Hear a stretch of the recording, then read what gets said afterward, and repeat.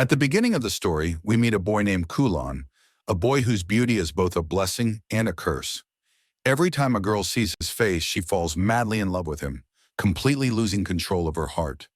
Because of this, Kulan spends most of his life hiding behind masks and walls, living quietly inside his home. He's the youngest son of a wealthy family, graceful, well-mannered, and impossibly handsome.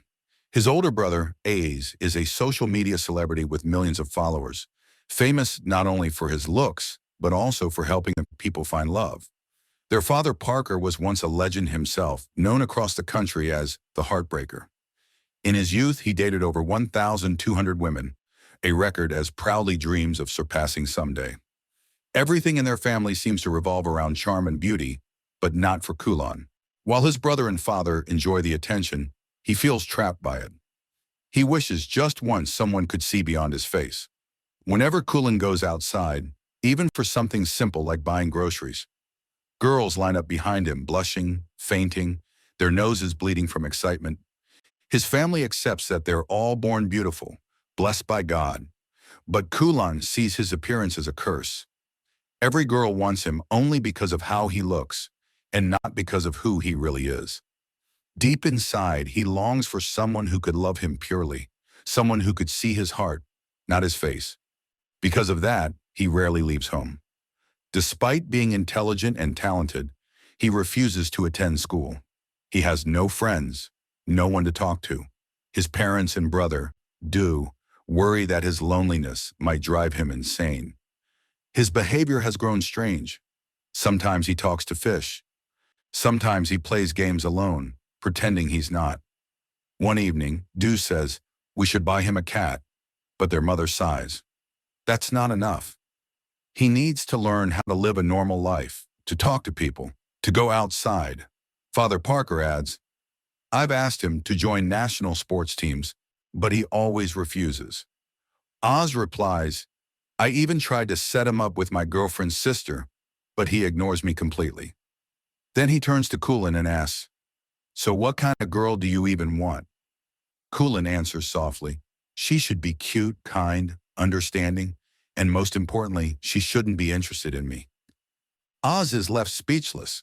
How could anyone find a girl who doesn't like his brother? Sending Kulan out of the house seemed impossible. Until Jessica, their mother, came up with an idea. Let's pretend we can't afford his homeschooling anymore.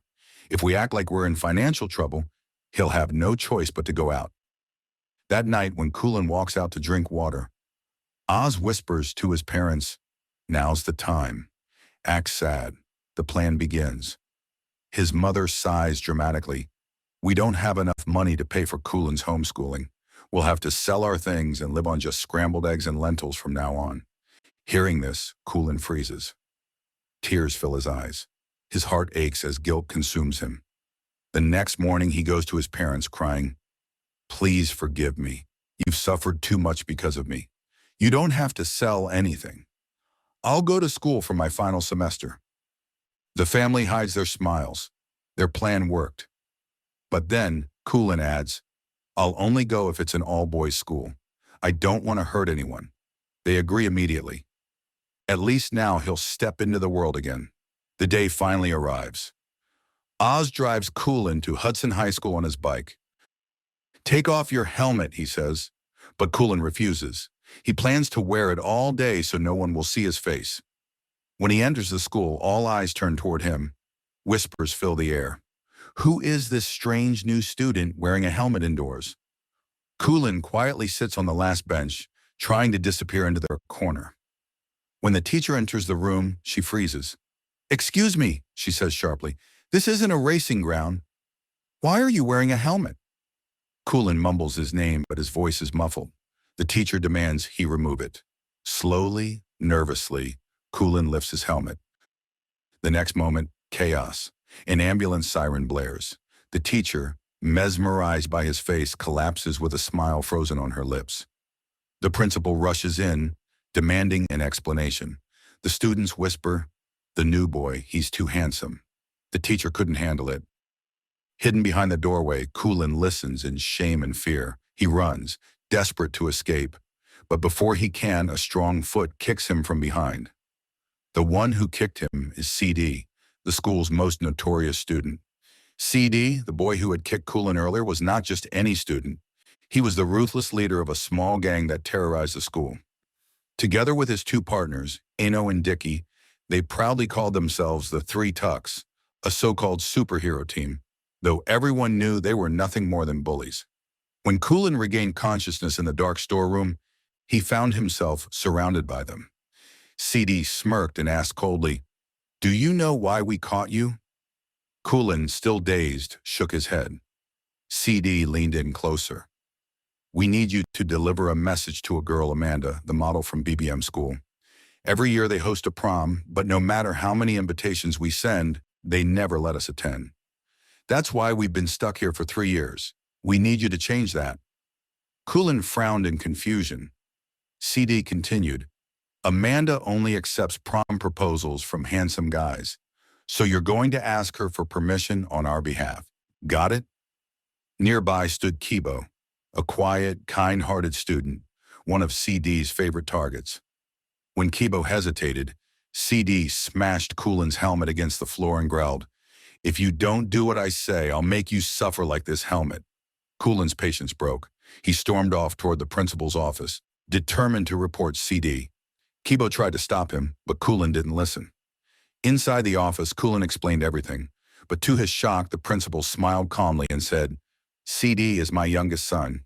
He's failed 3 years because of that ridiculous prom, and I'm tired of it. So here's the deal. You'll complete his task, or I'll make sure you fail this year." Kulin stood frozen. Even the principal was protecting the bully. That evening, Kulin sat outside the school with Kibo. Kibo handed him a cold drink and said softly, "We have no choice. If we want to pass, we must do what he says." Kulin sighed, but as he looked at Kibo's sincere face, something inside him softened. It was the first time he'd met someone who felt genuinely kind, someone who didn't care about his looks. For the first time, Kulin felt what it was like to have a friend.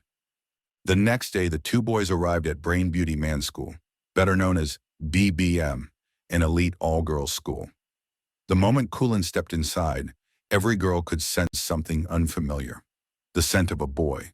Within seconds, the entire school gathered around, shouting, giggling, and whispering. They stared at the stranger in the helmet. "Who's that? He must be ugly if he's hiding his face," one of them said mockingly. Soon the crowd began chanting, "Take it off. No ugly boys in BBM." Kulin hesitated, then slowly lifted his helmet. And in that instant, the world exploded. The girls froze, then screamed. The screen cuts to a blinding flash, followed by chaos. Sirens, ambulances, fainting students. The news spread like wildfire. Reporters gathered outside the school, their voices trembling as they spoke into their microphones. Breaking news! A mysterious boy known only as Too Handsome has driven hundreds of girls insane. Witnesses report nosebleeds, fainting, and loss of consciousness due to his overwhelming charm.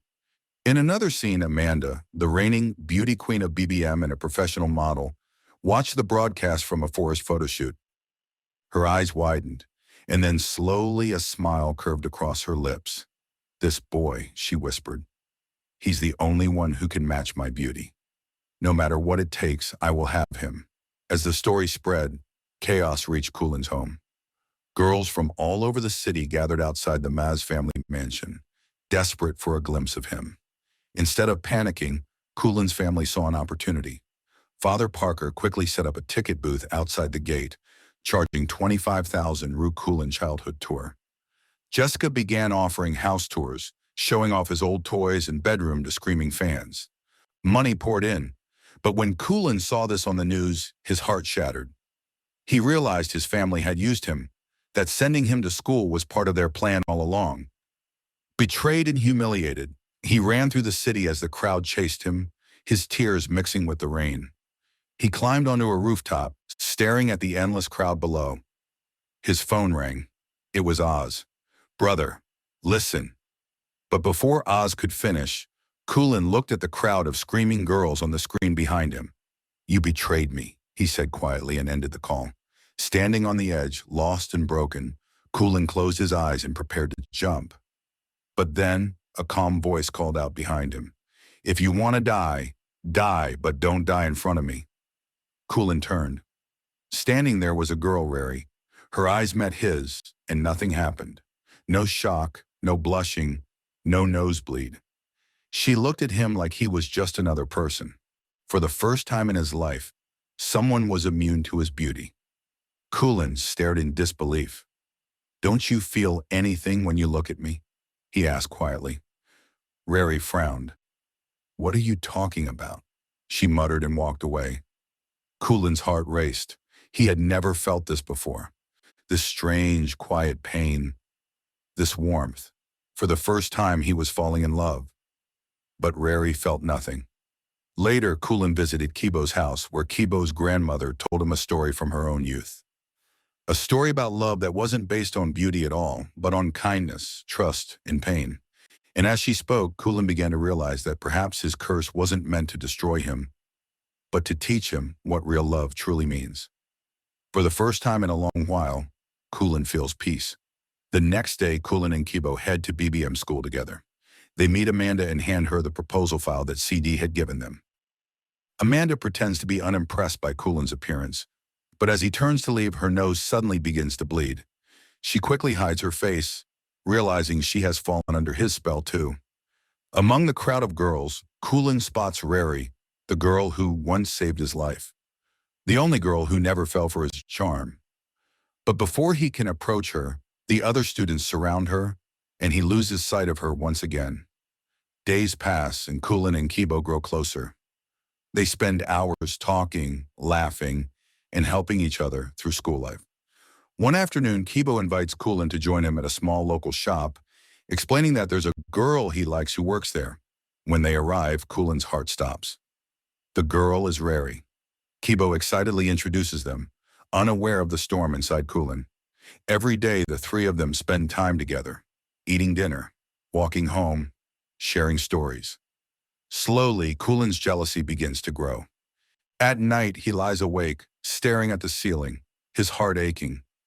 In desperation, he turns to the only person he knows who understands love, his brother Oz.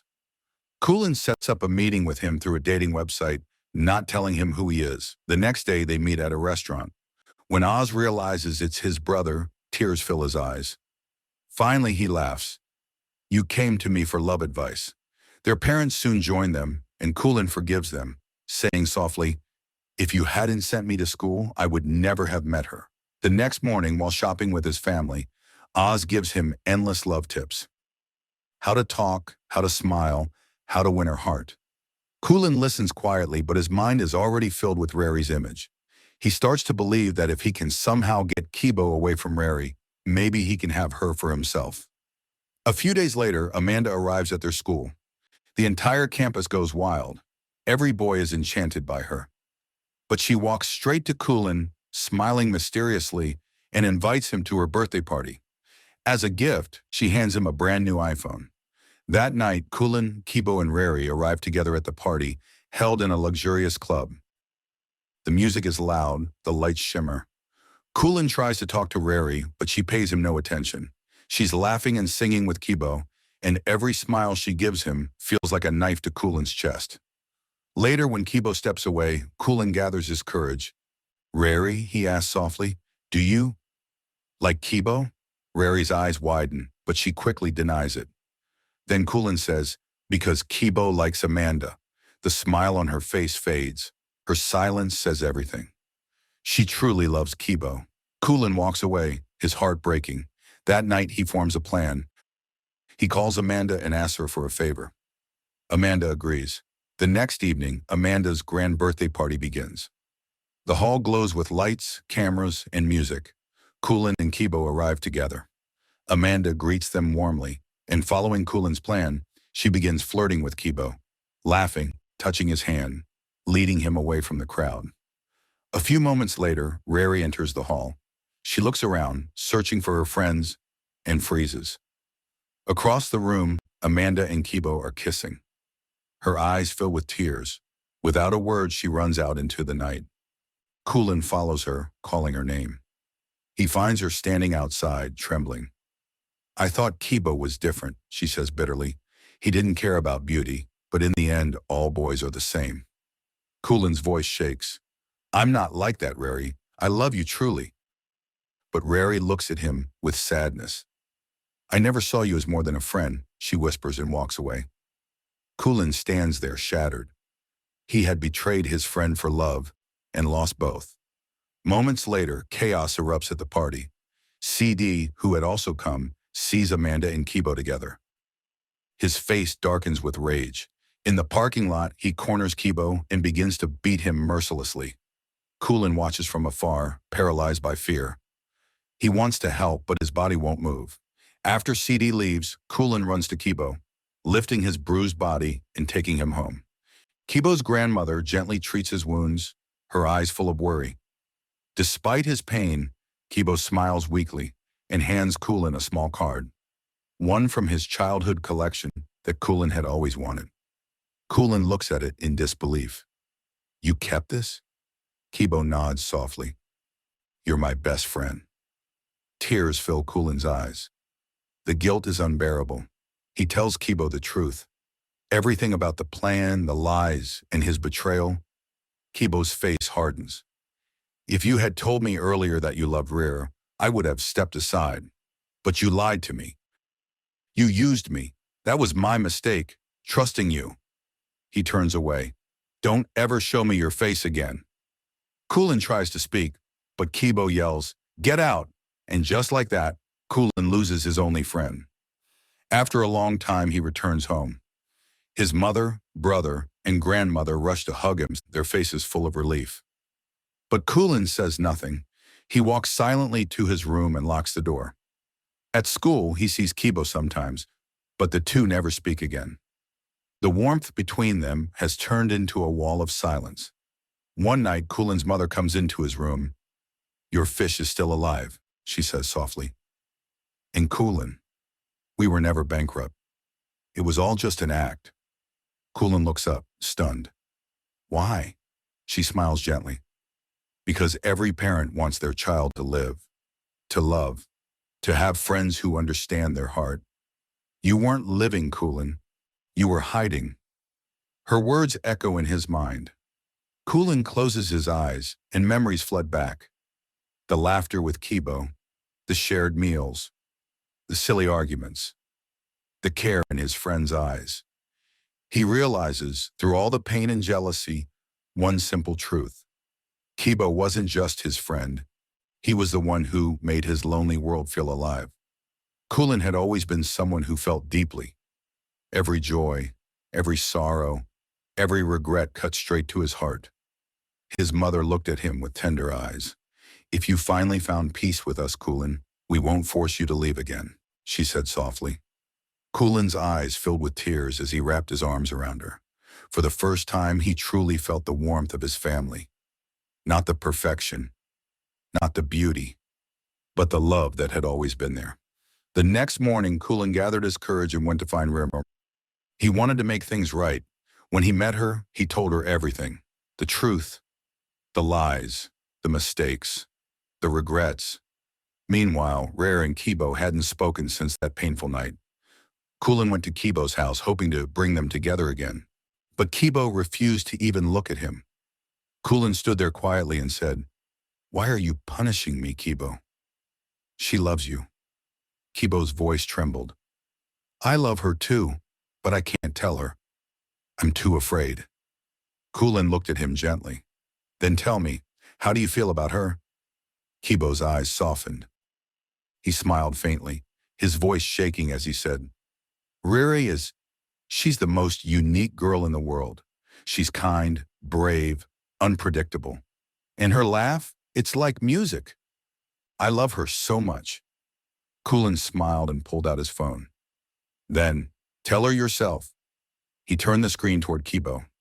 Rere was already there, listening through the video call. Her eyes shimmered with tears as she heard his confession. That day, Kibo and Rere reunited. The distance that had broken them finally disappeared, and Kulin's heart felt lighter than ever. He had made things right again. Days later came the school's prom night, a night filled with lights, laughter, and music. Kibo arrived with Rere by his side, They smiled, placed their earphones in, and danced together, lost in each other's world, their happiness glowing brighter than the stars. Kulin attended with Amanda, and as expected, their dazzling beauty stole the show. When the winners were announced, the crowd erupted in applause. Kulin and Amanda were crowned prom king and prom queen.